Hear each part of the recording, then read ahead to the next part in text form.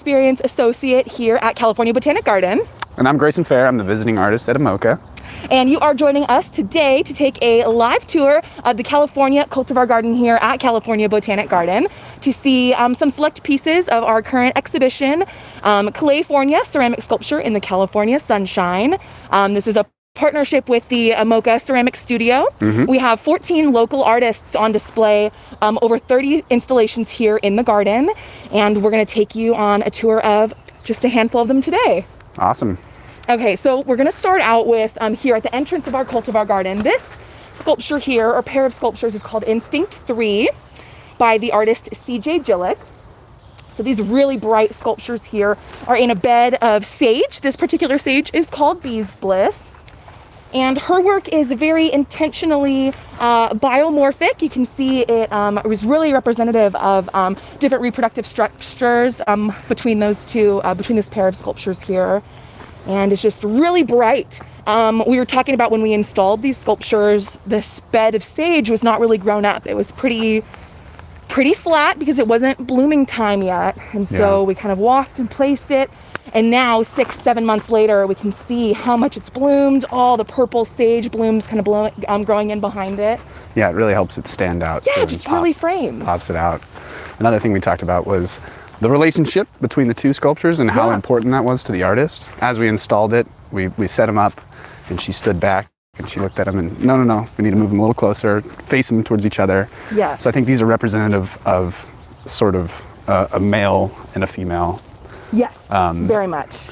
And the relationship between the two was really important to her, and how they faced each other. And yeah, so they were like intentionally interacting. Yeah. Yes. Yeah. She said, but she looks like she's not even interested in him. And so we had to rearrange it a few different times. And the top had to point back to... Yes, exactly. Yeah.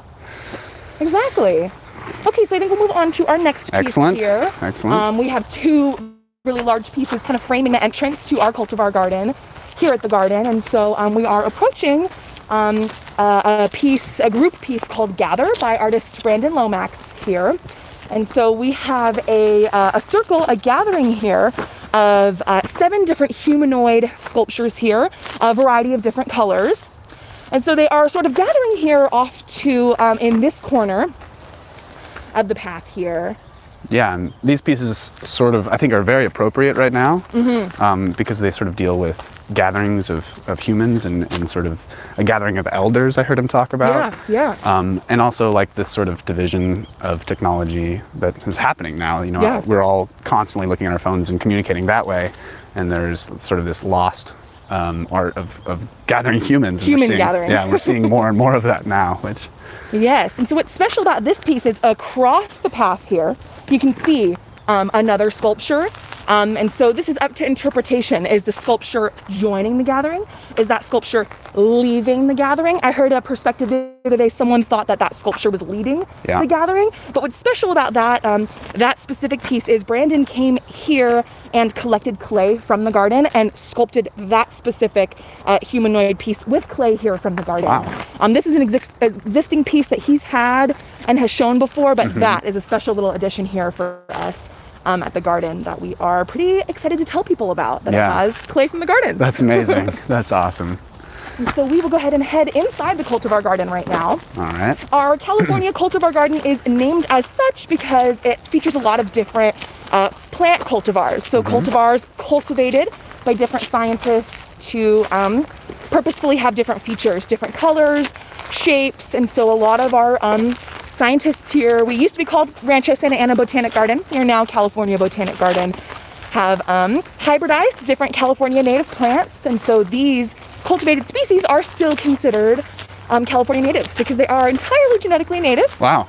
Even though they have been hybridized between different species. And that is a majority of the plants in here, or is it just a limited? In here, yes. Specifically in this little area that we're taking a tour of today. Okay. It's named that way because we just kind of picked a spot, planted a lot of these different hybridized plants that we have in here. But the rest of the garden, this is just a small little section of the garden. The rest of the 86 acres is still entirely California native. Okay. Not nearly as many cultivars or hybrids. So this kind of is the concentrated area here. And would you say that people you know, these plants exist just for pure like experimental purposes, or were there other like medicinal reasons that they were sort of created, or? Great question.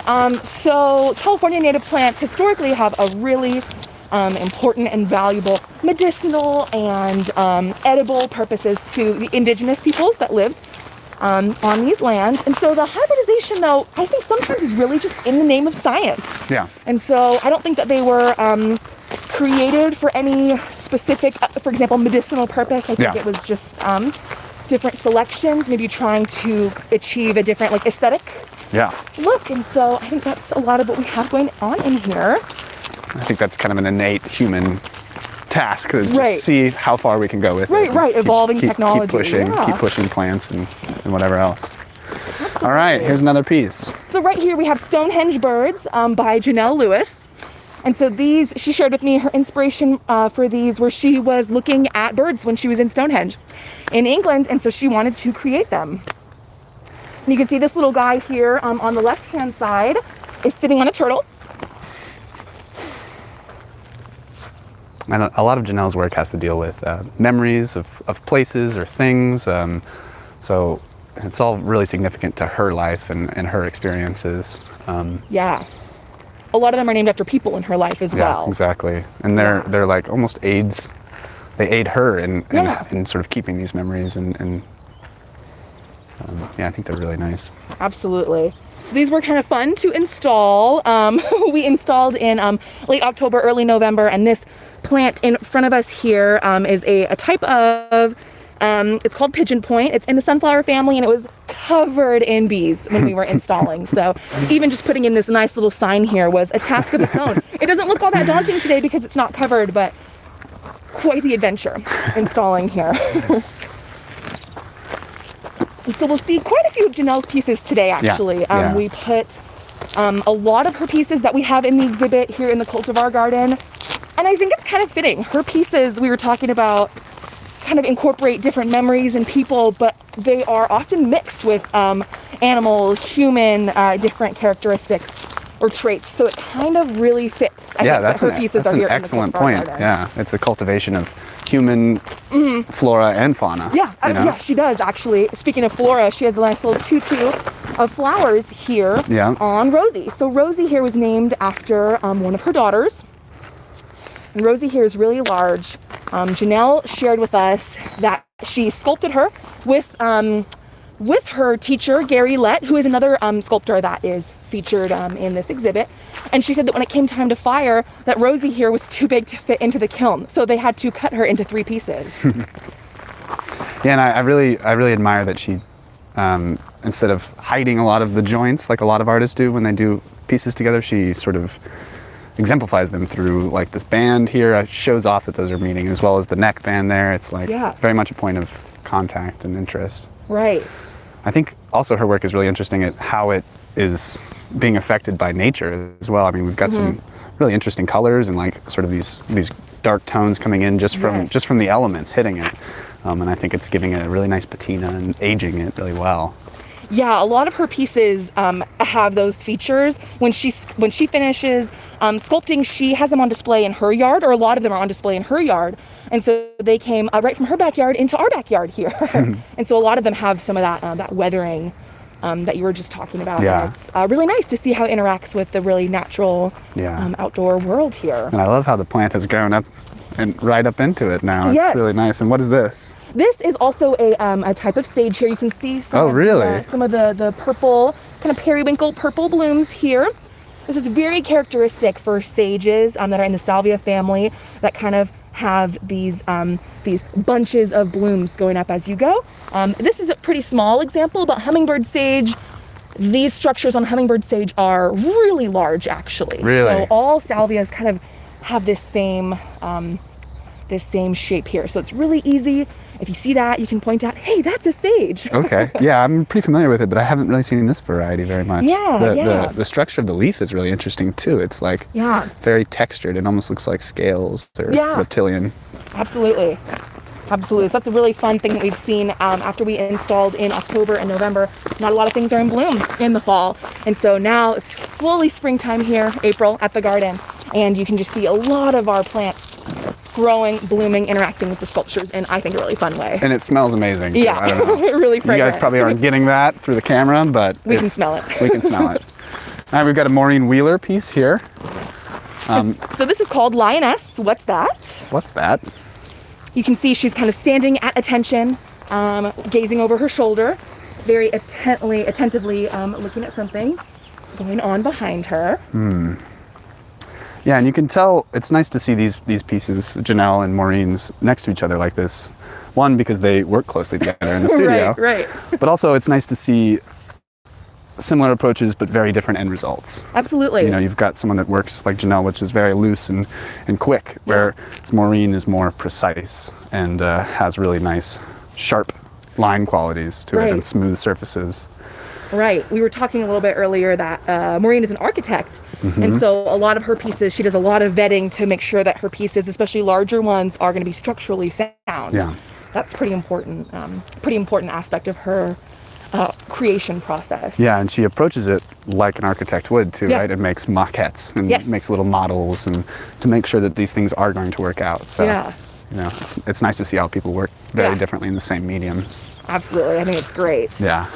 And this one, I think the placement is really nice too, because it's sort of in this, especially on a sunny day, it's not so sunny today, but it's like sort of sunbathing in this little, like there's a patch of shade here, but it's right on the edge here in this sort of more open space. Absolutely. And hers was fun too. She initially had a different spot in the garden, completely different spot in the garden picked out. It was actually up on a hillside, but really, really shaded. And when we put it up there, it was just not working. It was getting lost in her opinion. So we kind of drove all over the garden to really find a nice spot. And sunbathing, I think, is the perfect point that you just made, because it's totally juxtaposed against what we originally had. She was under a really heavy shade cover, so it just really kind of fits in nicely here. Well, that context is really interesting. I think it's, you know, the artist's vision is really important, and that's great that she got to realize it here. Absolutely. Yeah, that's great. Yeah. All right, so we'll head down here. The Cultivar garden is really, really beautiful because it's not just straight lines of different paths. We have a lot of different winding paths. If you look at it on a map, it's actually very circular. We have a lot of winding paths I was a little confused at first when I saw the map. I was like, okay, which way do I go? Exactly. So we'll head over here. We have Telophase by David Kitty. And I love this one. Again, we can't see it so much today, but in around the 5-6 o'clock time right now, golden hour, it is beautiful. It just glitters and glistens, and it just looks wet in that golden hour sun exposure, and it's just beautiful. Yeah, David's work is really phenomenal. He's professor at Chapman University. Yeah, and a lot of his work I think is really interesting because it deals with this idea of change and expectation, which I was reading about recently. It's like he doesn't ever want to have his intentions fully realized. He wants a bit of surprise, which is kind of innate with ceramic. Yeah. You can always intend something, but you're never gonna know exactly how it's gonna look. Right. But he puts a lot of intention towards that not knowing. Right. You know, and I think it's really important with the work too. And sort of the negative spaces in here are really interesting. And yeah, I love this one. So the name Telophase is interesting because it really is, it really looks like telophase. Telophase is kind of that last step in the division of a cell division. Yeah. You have prophase, metaphase, anaphase, telophase. So that really is the last stretching, splitting off between two cells, one cell turning into, dividing into two cells. And so this is just like a hunk of telophase.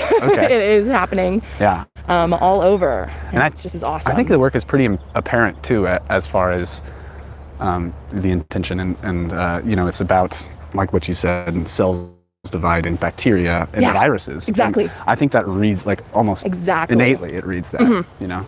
Yeah, there is something like very, biological to it. Good point. Very, very interesting. And one of my favorites to look at. And I imagine it changes a whole lot in the sunshine too, and depending on the light, like right now I'm seeing a lot of orange in it, you know? Yeah, and that probably has to do with the sort of neutral lighting that's out right now, but I can imagine when I've seen it before, I saw it more as blue. Exactly, blue. You know, blue and green, but so it's really nice to see it in this light. And in the sun, it's just glistening gold. Just glistening golden. It looks wet, and it's cool. You can see that the glaze is like not actively dripping, but there is a dripping element to it, which I love that it stayed that way. Yeah.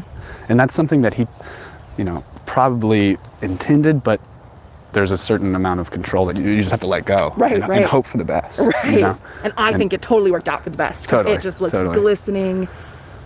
Yeah, dripping in the sunshine. It glows. Yeah. And what's this plant behind it here with these long purple flowers? Off to the left here, that is called a woolly blue curl. And it's named because if you look at it, it's really soft, fuzzy, woolly. It has a really woolly appearance. Yeah. So this is a super sturdy plant. It's springtime, so it makes sense that it's blooming right now, but you'll see this plant even through the summer. It's really sturdy, really drought resistant and heat resistant. Normally when summer comes in, it kind of, you could say, burns the plants. Springtime of flowers, when it gets too hot, our flowers are kind of done with that cycle, and we move into summertime. But it's just so hardy. It's kind of one of the few colors you can see here in the summertime. And was this piece intentionally placed by this plant? Because they have very similar qualities, like these sort of balls on it. It's like, I feel like it's really nice to have these pieces, this piece next to the plant. A really good point, because we really didn't actually intentionally put it next to this woolly blue curl. No, we just thought that this was a really nice elevated mound here in the cultivar garden to put a piece up on a pedestal. But I'm super pleased that it turned out being next to woolly blue curl with those same spherical features. And also this here is this This is a Manzanita. This is another Manzanita here. Yeah, so Manzanita come in a lot of different varieties. Let's see, we have a little bit of blooms. Where are the blooms? A little bit of those bell-shaped blooms. Manzanita is a winter blooming plant. So right now you see a lot of the fruits. Those green spheres there are actually the fruits of the Manzanita. And they are all really different. I think that a lot of us probably think of Manzanita, we think trees, but that's a really good example of a ground cover Manzanita. So it's not tall and tree-like, it's actually low to the ground. Again, probably selected, probably cultivated for that. They've got a really interesting quality with that sort of red halo on the outside of their leaf. Yeah. They have a really subtle beauty. If you just glance at them, they're just like a bush, right? Yeah. But then when you start to study them, there's some really amazing qualities to them. Are we going this way here? This way here. And that red kind of matches with that red bark too. Yeah. Manzanita. If you want a trick, if you ever want to impress anybody, all you have to do is look at that nice, smooth, burgundy red bark and say, that's a Manzanita. I know plants. I know what a Manzanita is. Exactly. So we have one right here, a little bit more tree-like, as you can see. But that's my favorite trick here is, oh yes, that's a Manzanita. I knew that. And can you tell me about this? What is this here? That is a super good question. Let's see. I'm trying to see if we have a name plaque here for it. And I'm not seeing one, but just a nice tall, really evergreen tree here that you can see. It actually reminds me a lot of the piece that we're about to see next. Exactly. Right? It's kind of like foreshadowing for what we're about to see here. What's next, people? What's next is Asparagus by Janelle Lewis. All right. And so these sculptures here, these 4 stalks of asparagus, were really intentionally placed in this bed of agave because asparagus and agave are actually in the same family. The Latin name is Asparagaceae. Asparagus. So it was kind of a no-brainer when we were walking around and we're like, okay, where are we going to put these different pieces? Asparagus, no-brainer, was going back in here behind the agave. Yeah, I mean, and they're really similar. You can, not all plants that look similar are necessarily related. Yeah. But these ones you can definitely tell are related by the leaflets kind of coming into a spike. They just look really similar. Yeah, the center point of these agave have very much the top of an asparagus. Like here. Absolutely. These leaves folding over each other.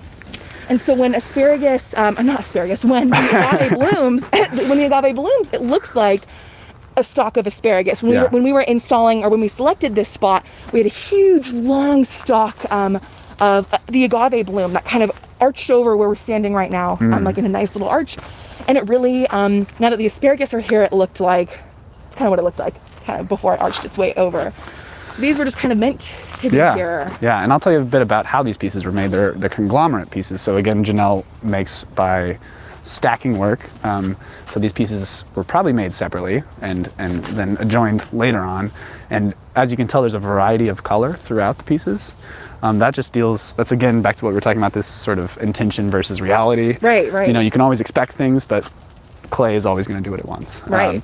But the variety in this piece makes it more interesting to me. I think if the pieces were all the same exact color, it would have just kind of blended in. But it's nice to see this variety here, and sort of conglomerate piece. Yeah, so can you tell us about these different colors? Because I thought that she glazed one of them green, glazed one of them a purple color, but it turns out those colors happen based on where they're located and where they're fired in the kiln. Yeah, I would imagine that there's 3 different glazes that she's using. So there's the sort of heart, like that green in the back, so that green to brown there. They might be the same as these green ones here. Okay. But I think the purple ones, the reddish purple ones, are all the same glaze. And the different spots in the kiln has to do with the sort of translucency or the opacity of the glaze. So the one on top has like much more of a rich sort of opaque color. And so I would imagine that the pieces underneath it might have been in a different spot where there was more fuel than air, and it's sort of a reduction atmosphere. So a lot of times those colors get a little more bleached like that. I'm not sure about the green though. But I know that that green in the back is actually Wright's green. I know that glaze well. It's in almost every clay studio. Yeah. But the variety of it is really nice to see the change in there. And I think this piece is really strong. Yeah, that's awesome. And I love this one on the left. See how it has that crooked, it kind of goes up like that. I think that's really interesting and nice. Right. How they just kind of all fit together. Yeah. There's so much texture. It's really interesting to look at. Different color, different opacity, different textures of all the different pieces. It's just really interesting. Every single different point that you look at it, it's different every time. It's awesome. Yeah. All right. So we'll head over here to our next piece. Is in a little patch of desert, if you will, here in the Cultivar Garden. It's on it's a little bit elevated on a mound of gravel, and we have a few different types of cactus behind it that really perfectly frame this piece, I think. Agreed. So up next here we have Listen Up by Heidi Creechit. And we were talking earlier about how the details in this piece here just perfectly match this totem pole cactus behind it. It's just kind of it's facing, it's oriented the same way. This pinched out layer here, if you will, I think just really perfectly matches the cactus behind it. And some of the aggression too, or not the aggression, but sort of the action that you can see. Her work, the way she makes is very much in the moment. It's not super planned. Right. But that sort of these aggressive marks here really speak to the cactus around it and the harshness of it. Absolutely. So I'll tell you a little bit about how this piece was made or how it was fired. This was a wood-fired piece. So wood firing is a process where you load up a kiln specifically meant to burn wood. And you burn wood for maybe, sometimes it's 2 to 10 days where you're fired this kiln.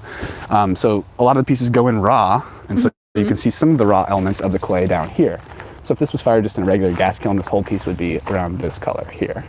But since it was fired in a wood kiln, there's a certain atmosphere created, which changes the clay body. But also, as wood burns, ash flies through the kiln, lands on the piece, and melts it. And so this is the result of a ton of wood that was burned and melted on there. So this is a really fascinating piece. And it's really interesting. And I didn't know that there was a difference. Between the two different types of kilns. So anytime you see something that has like a wide variety, especially earth tones, these neutral colors, you can bet that it was sort of an atmospheric. And a lot of people read this as just brown. But once you look closer, there's a whole range of colors and these nice earth tones, and it really reflects the material of the clay. I think that's really important. It's just these reddish browns to these yellow grays. It's really nice. It almost looks like, and correct me if I'm wrong, it almost looks like tar down here almost, right? Where that kind of dark. It's a little toastier down there. And so that was actually, this would be a little more protected. So this side was probably the side towards the flame. Whereas this side was facing away from it. Awesome. But what a fitting piece for this spot here. Absolutely. Again, we took a walk through the garden, and some of the artists were more or less familiar with the garden. It just really fit in who was gonna put which piece where. It just really came together. We had a general idea of where we wanted to keep the exhibit contained. We have a really large area out in the back of the garden, 54 acres. With not a lot of coverage that we were avoiding. But it just really perfectly, everybody just laid their pieces out perfectly in here. Agreed. We have a little bit of a ways to our next piece here that we're going to cover. But can you tell us a little bit about your residency at the ceramic studio? Sure. Yeah. So I'm the visiting artist at AMOCA, which means AMOCA was awarded the Wingate Grant. Okay. So it provides a funded year for 2 artists. Awesome. It's a pretty sweet deal. Yeah. So I get to come to AMOCA as the visiting artist, and I just am provided with a studio space, Yeah. living situation, and I just get to make work all Yeah. the time. It's really nice. That's awesome. And I'm still pretty new. I've been here 6 months. Okay. So I've been enjoying the city in California Yes. before I was in Arizona, so it's a nice change to Yes. be here. But yeah, Awesome. it's been really nice. I'm kind of there as just a, I'm not really responsible for anything in particular, but Okay. people come to me with questions, which is Yeah. really, really fun and nice, Yeah. and I get to sort of just be the person around, Very cool. Yeah. Very cool. So you have another 6 months, Yep. give or take, left? Yep. Okay. Yep. I'll be heading out in October. Okay, great. That's awesome. Yeah. To kind of visit, see a different area, different studio space. Yeah. Yeah. That's great. So I've been doing residencies for the past 3 or 4 years, and, Okay. and it's kind of 1 year here and 1 year there, and it's a really great way to get around and make new friends and Yeah. see great places. And Totally. yeah, I'm lucky to be where I am, for Great. sure. That's awesome. And so Yeah. are you creating your own work? I mean, at the same time, because you get studio space. Yeah, Right? That's kind of a good yeah. That's sort of my responsibilities is to make Right, my okay. work, which Yeah. is really cool. Awesome. Yeah. All right. It's really cool. All right, next here, another one of Janelle Lewis's pieces is what we're coming up here on. It's called a rabbit. And so this was kind of one of the first pieces we decided on when we were looking at making Clayfornia an exhibit here. So this is Rabbit. The inside scoop is that this is her husband's favorite piece. She said, "Oh, great! If we put it in there, her husband will for sure come. It's his favorite piece." So that is awesome. Luring him in. Yes, exactly. Well, that's actually an interesting way to put it, because I feel this piece definitely lures you in. Yeah.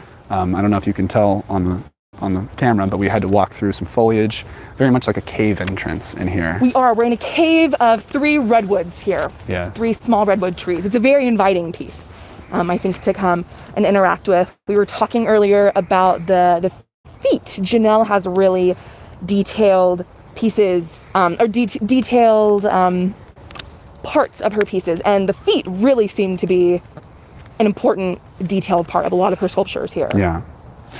Yeah, it's a really nice balance between humanoid Yeah. and animal Yeah. features, but I think those feet really are a really strong aspect of this piece. Right, and it's funny too, it's a really kind of neutral palette, but we have a really nice bright bird up here with the blue, and the yellow I think just really pops Yeah. on the rabbit's shoulder here Yeah. compared to the rest of the tones. Yeah, and again, we're seeing a sort of natural patina on this work, which I think accentuates, like if you look in the toes, you've got all those sort of dark features in there, which just make the surface pop more. Right. Right. This piece really is like, makes me want to come sit here Yeah. and like meditate in front of this. And just Right. like, Same thing. Cross a leg. yeah, and, cross a leg take a and seat, just cross a leg. have a staring contest. Absolutely. Yeah. Yeah, so this one's a fun one. Again, it was kind of one of the first pieces we picked, and it's been featured on most of our promo or promotion materials, a lot of our advertisement to get folks here to come see Clayfornia. Rabbit is kind of one of the main featured sculptures here, and it's really, really interesting and different. I like the little cross-stitch detailing here, Yeah. kind of on the bust of her dress there. Yeah. It's just really interesting. What does Really that bird piece. mean to you? What do you think about that bird? That's just a really good question. It really strikes me, the color, the brightness of the color, the really bright yellow and blue strikes me. Sitting on the shoulder, I don't know, you were talking about maybe a serenity, peaceful, meditative feeling, and maybe this, light, bright bird. I picture it as a songbird singing, maybe. Just kind of comes into the space and just kind of reiterates that positive feeling. Interesting. Yeah. I almost read that bird. I mean, I'm not totally sure her intention, but Right. I almost read it the opposite way. Really? Yeah, Do it's tell. like well, you've got this sort of really neutral tones and this sort of peaceful piece, and then you've got this bright bird on your shoulder. Yeah. And it's like while you're trying to while you're trying to sit down and enjoy a peaceful moment, you've always got this thing chirping on your This shoulder. loud thing on your shoulder. Yeah, that's like, hey, what about this? What about that stuff that you forgot to do? You know? Absolutely. So. Absolutely. That's funny. I mean, I do see that. I do see it. That's very funny. And can you tell us about the redwoods a bit here? This is my first time seeing redwoods. Yes, actually. welcome, Grayson, redwoods. Wow. So, we really shouldn't have redwoods here. Redwoods are not here in Southern California. Claremont, we are on the outskirts of LA County. And so we shouldn't have redwoods down here. It's too hot and too dry. Redwoods usually you're gonna find, you know, along the coast and even inland, up in Central California, you know, the redwood forest. Big Sur is where you're gonna find them. And, you know, for those of us that have been there, massive, absolutely massive. The most, I think they're the most massive plants in Southern California. I mean, in California. They're California native. Yeah. And so we are super lucky to have these here. They are relatively small because they are under some constraints here, temperature and water being the main constraints. There's kind of limiting factors here for them. They are not growing as massive as they do up along the central coast. I wonder if the earth too around here has anything to do with it. Yes, you know what? This whole area we're on here, the Cultivar Garden, is located on our Indian Hill Mesa, which is actually just a mesa of clay. Really? Funny enough. So I'm not sure how it interacts, if it's happy in the clay or limited in the clay. Interesting. I'm not quite sure. Interesting. But yeah, so they're small, albeit small. We're super lucky to have them here. We have just these few rabbit, these few that kind of are congregating around the rabbit, and then we have another little forest section of much more redwoods over there that we'll go check out. Yeah, we'll go check those out.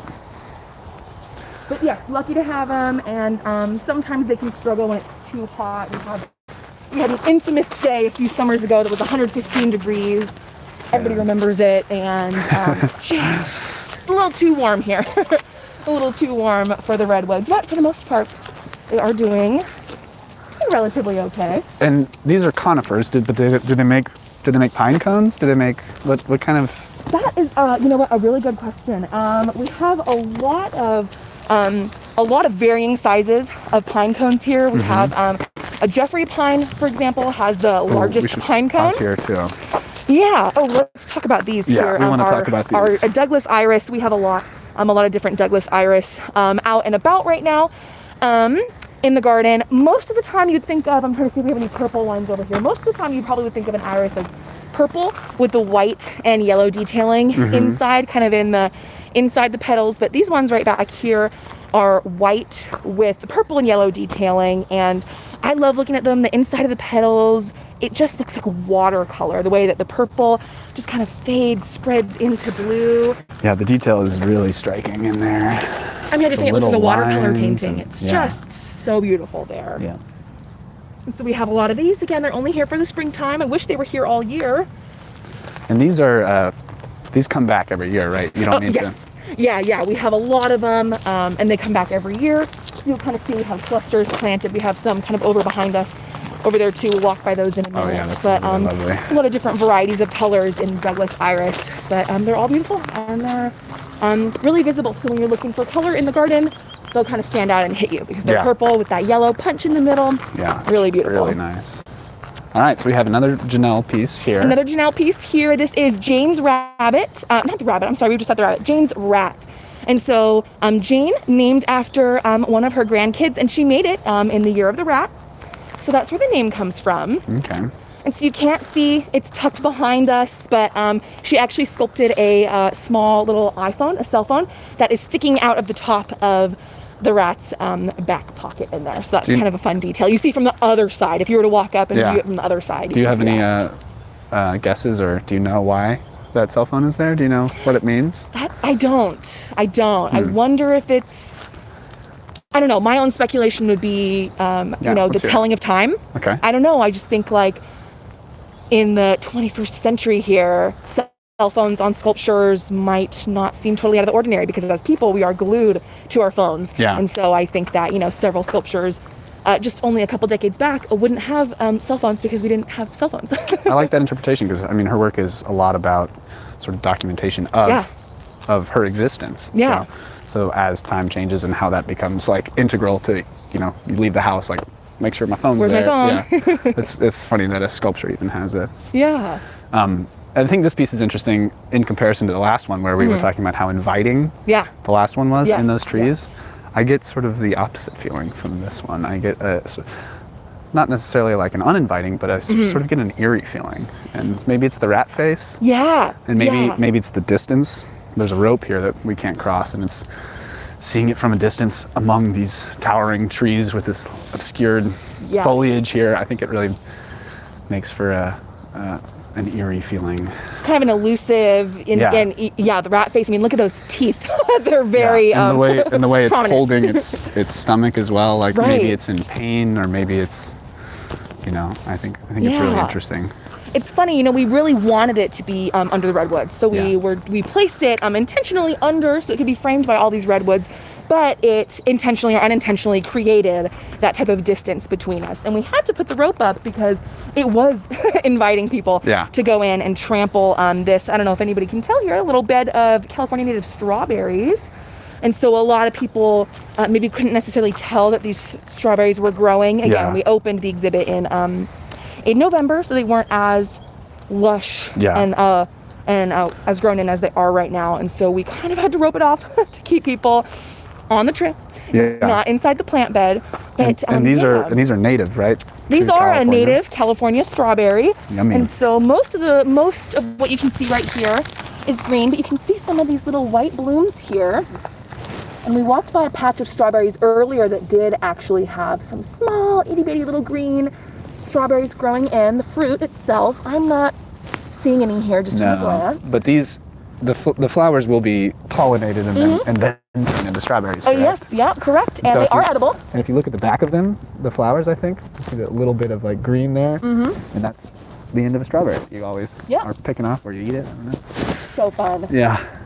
Yeah, so these are native. They are edible. I haven't tried them myself, but maybe I'll sneak out here in the summer when the berries actually come through and report back to you guys. Yeah, so very fun. You can see kind of up here in front of us, we actually have a really large, nice field, if you will, of these different irises. And so there's actually some pretty deep purple to our left. Right there, a really, really wide variety of colors that we have here. And then another favorite off to our right, this is a California Lilac. Ceanothus is the Latin name, and I just love these. They have a really wide range of color. I've seen some that are white, that are called Snow Flurry, and then all types of different blue to lavender to even like a true purple. So it's its common name is known as California Lilac.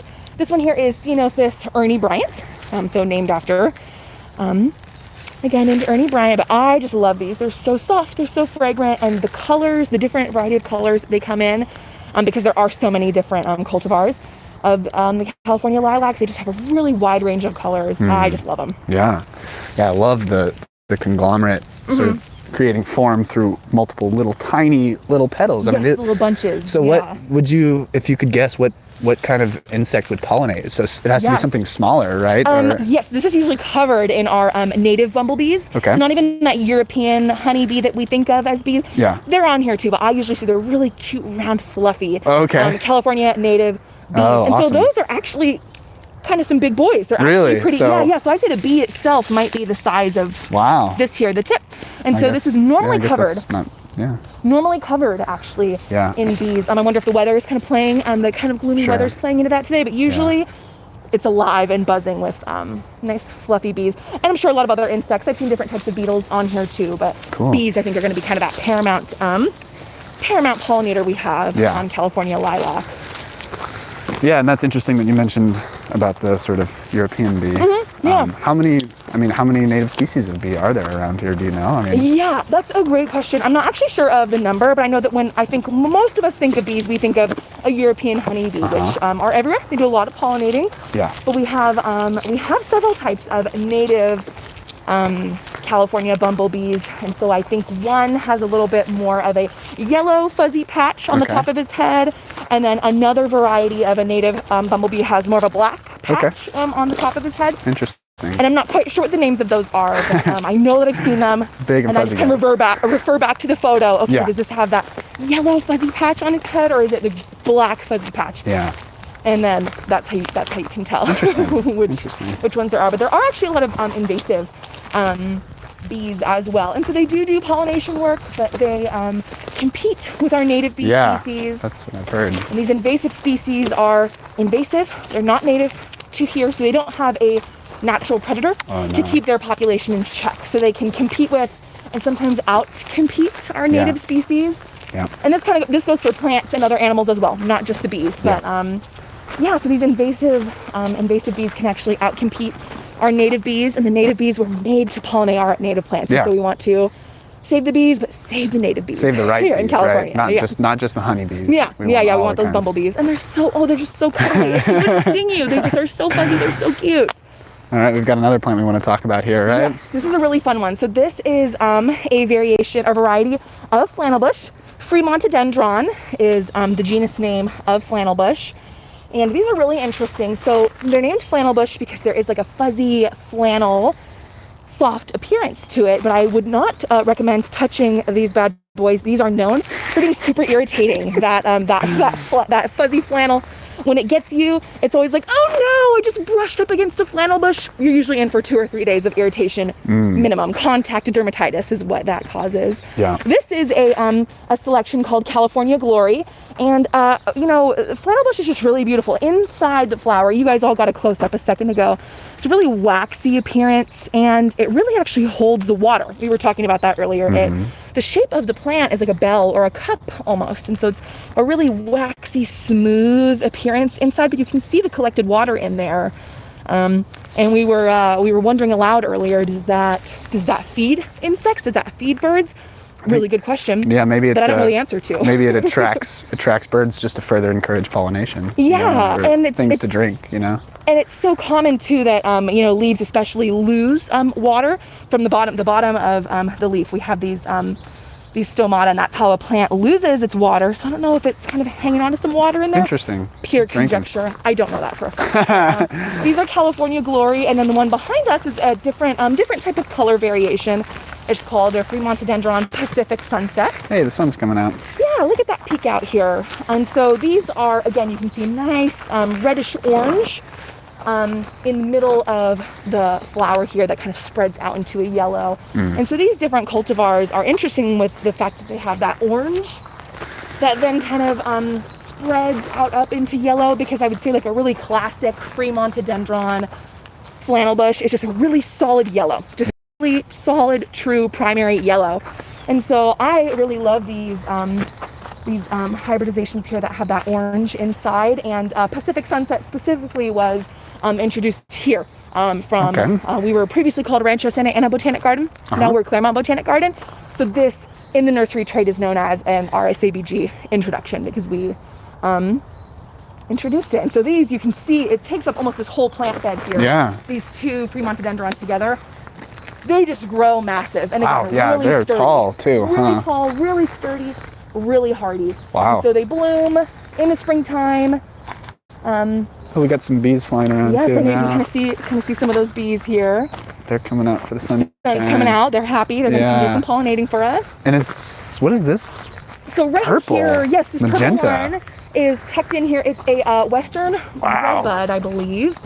So there are some. This is kind of small in here. There are some in the garden that are just a really, really bright, striking magenta. Yeah. And this one still has a lot of green foliage here. It's not totally covered in that magenta purple. I love how there's just the tiniest pink line on the outside of these leaves. Yeah, that it kind of matches. Reflects the quality of the flower. Yeah. Wonderful. Yeah, so it's kind of funny. It's kind of grown right up in here. So kind of interweaving between the flannel bush here. They have great. On that house, when they're really big, really sturdy, they grow large. We kind of let them do their thing, and they kind of interweave and grow in between each other. It's awesome. Wow. The purple looks really nice, I think, against the orange and the yellow. And so we do have one last sculpture up here around the corner. What are we looking at? We have a lot of different salvia here that we're going to pass by though on the way. Here's actually another one of those California lilac. Different color here. That last one we saw was kind of a deeper blue, almost leaning towards purple. And this is a nice little soft light blue lavender. Yeah. And this was a larger one too. Again, we were talking about the Manzanita. Some are a little bit more ground cover, smaller shrubs, and some are larger trees. Yeah, So, you know, this does the same thing. This one feels more like a tree. It definitely is a tree. Yeah, so I love these. Again, normally covered in bumblebees. It smells nice too. Yeah. Yeah, they really Even do. through this mask, I can smell. I know, it's really interesting that you can, you know, you can smell some of these things are so strong. Speaking of strong, white sage right here. Salvia apiana is going to be the strongest. Give it a little rub and smell.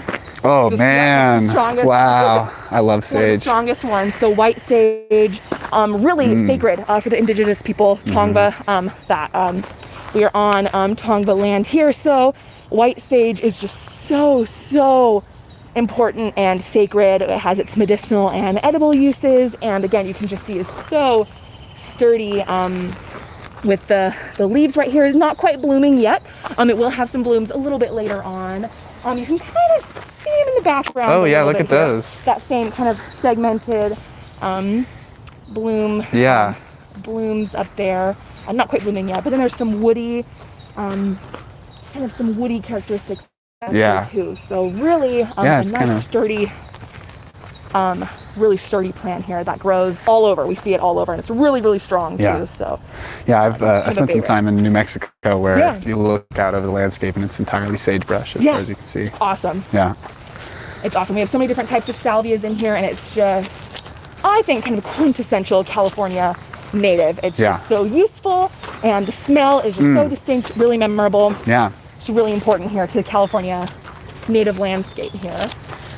And let's see, right here in front of us, we have our last stop for our live tour today. This is another Heidi Creechit piece. It's called Inkwell. Inkwell. Love this work. Yes. So again, this is a wood-fired piece. Yeah. And if we can get a full round of it, you can see that there's a wide variety of surface on here. So the piece that we saw earlier was maybe a little further back from the fire. This one was clearly buried in fire. Okay. So we can see this layer of crust, almost like it was underwater for years. There was probably coal beds built up so big around. This thing might have been totally covered at one point in a bed of coals. And then it burns down, and then you build it up again, it burns down, and you get this wide variety of color and surface. I mean, on this side, we've got browns to reds to grays, and then if you come over here, we've got yellow and greens and a little bit of blue in there. And I love how the texture breaks the color too in here. I think that's really interesting there. And again, this piece went into the kiln raw. So this is all just the clay body and the fire and the type of wood that's used. That's very impressive.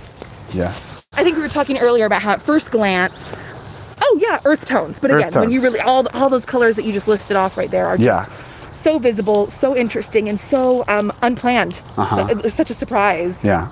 And awesome. Each firing is different, and it's, somewhat replicable,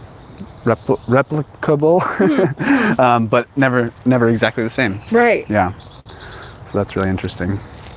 Right. Yeah, this one's a great one here.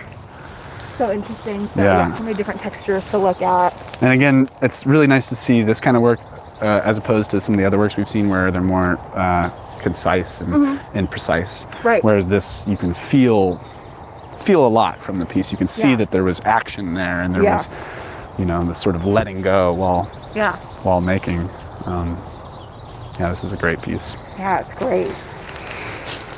All right. Well, I think that is wrapping up our live tour here from Clayfornia in the California Cultivar Garden. Yeah. We are planning on doing another one of these next month in May, so keep an eye out and register for that when the registration link is sent out. Amoka will send it out, as well as California Botanic Garden, so you can join us for round 2 and we'll cover live. Cover a lot of other work as well, a lot of different kinds of work. It'll be really interesting, I think, to see. Yeah, some different artists. We have kind of the same few artists kind of scattered into this area, so next month we're going to cover some artists that we did not get to see today yet. So if anybody's interested in coming and seeing the exhibition for yourself, California Botanic Garden, we are here open Tuesday through Sunday, 8 a.m. to 6 p.m. You can purchase tickets ahead of time on our website, www.calbg.org. You can also purchase them at the door. And again, beautiful right now. I think March through May, but April specifically is the best time to visit the garden. It's a rainbow of colors in here. Yeah, It's really, really gorgeous. Everything is just blowing up with color right now. It's beautiful here. Come check it out. Absolutely. Yeah. And then definitely check out Amoka's website. They have a lot yeah. of fun virtual resources going on right now as well. Yeah, come check us out. Yes. All right. Thanks so much. Hope everyone Bye. enjoys their week.